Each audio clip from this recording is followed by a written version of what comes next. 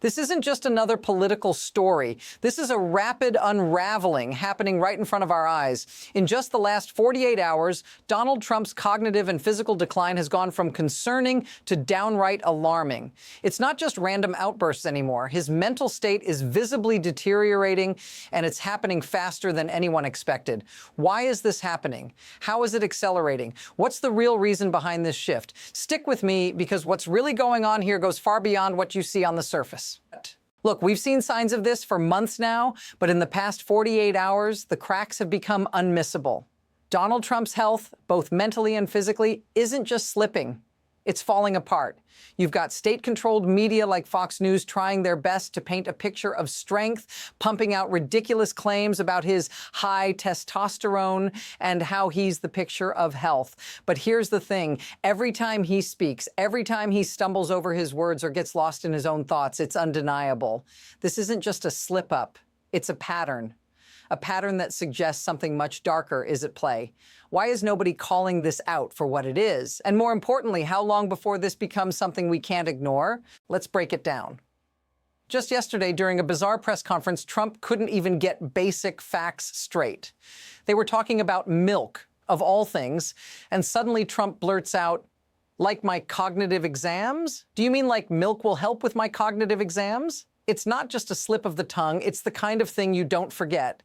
It's a moment that screams confusion. And then, right after, he starts talking about securing Southern Boulevard instead of the southern border, something anyone would immediately catch. But instead of owning the mistake, he stumbles through an awkward cover-up. Notice what's missing here. Why is no one asking why a leader of a nation can't even remember the simplest details? And it doesn't stop there. Every time we think it can't get worse, it does. Take a look at how he's been handling public appearances. Remember when he claimed to have brought back $2 trillion from Qatar? Not only is that a lie, but when he's confronted about it, he brushes it off like it's nothing. Meanwhile, at the same event, he's mingling with Laura Loomer, a right-wing extremist, greeting her with absurd praise. He even calls her a little nasty but nice to me. This isn't just about a politician saying ridiculous things. It's about someone who can't discern reality from fantasy. How does someone who can't get basic facts straight still maintain any shred of credibility? Why isn't anyone holding him accountable for this? The pressure is building, and this narrative is starting to explode.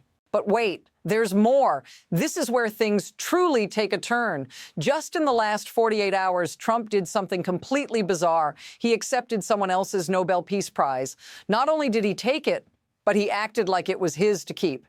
He didn't hesitate, didn't show a hint of irony. He simply took it with a smile. When asked why he wanted it, he responded like he had earned it, like it was a recognition for his own accomplishments. This is where it flips. It's not just a matter of mistaken identity or a misstep, it's a blatant disregard for reality. And the fact that no one's calling this out, that's the most unsettling part. What kind of leader is so disconnected from the truth that they think they can claim a prize they didn't win?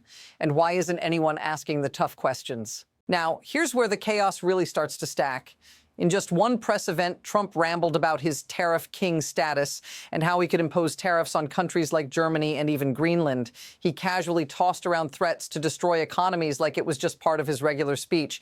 And right after, he rants about the economy in a completely disconnected way, acting like he's the sole savior. But here's the kicker. None of this is grounded in reality. It's just erratic noise. And then to top it all off, he has this bizarre, almost obsessive moment about puppies at Mar-a-Lago, making some twisted connection between his happiness and people dressed as puppies. What happens if this continues? The fact that we're watching a leader who can barely hold it together, speak in nonsensical tangents, and still get an audience. What does that say about us? Now let's take a step back. This isn't just about politics or headlines anymore. This is personal, for you, for all of us. What happens when a leader who's supposed to be the figurehead of a nation, can't even stay grounded in the basics of reality. It's not just about cognitive tests and confusing statements. It's about the ripple effect it has on everyday people. You may feel it when the stock market tanks after reckless decisions. You see it when healthcare becomes a game of chance. And it's clear every day this chaos continues. It erodes the confidence that holds society together. If this feels familiar, if you see this disconnect and sense the unraveling, leave a comment below. We all have a stake in what happens next. But here's the real kicker. This isn't just about one person's decline. This is part of a larger mechanism, a system that thrives on spectacle, fear, and manipulation. The way media outlets are playing along, the way power structures protect this chaos, it all serves to keep this narrative alive. Why is nobody challenging the obvious? It's because the system has a vested interest in maintaining the illusion. The media pumps out these distractions, these absurd moments, because they know it keeps people engaged, keeps the spectacle alive. And behind the curtain, those in power are pushing their own agendas. This is the fear-driven spectacle we've all been lured into, and we're letting it happen. That's the unsettling part. The system isn't broken. It's working exactly the way it was designed to. So what's next? Two paths are forming right before us. On one hand, we could see this continue to spiral, more disjointed statements, more cognitive slip-ups, more bizarre behavior, with the media amplifying the spectacle and no one stepping up to hold the line. It's easy to imagine things just getting worse. But on the other hand, there's another possibility, a reckoning. The pressure is building, and at some point, something's got to give. Will this chaos reach a tipping point, or will the system double down, pushing this narrative forward even faster? Right now, it's impossible to say. What we do know is this: momentum is already building, and the next move is closer than we think. And here's the bottom line. This isn't just a political story anymore. This is a test of the entire system.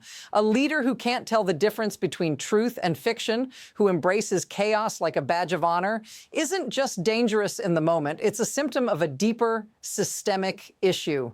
The real question is not just how long this can continue, but how far we're willing to let it go. What happens when the narrative we've been fed starts to fall apart? The answer will define the next chapter of our history. Stay tuned, because this story isn't over. And if you want to stay plugged into this unraveling, hit that follow button for continued analysis.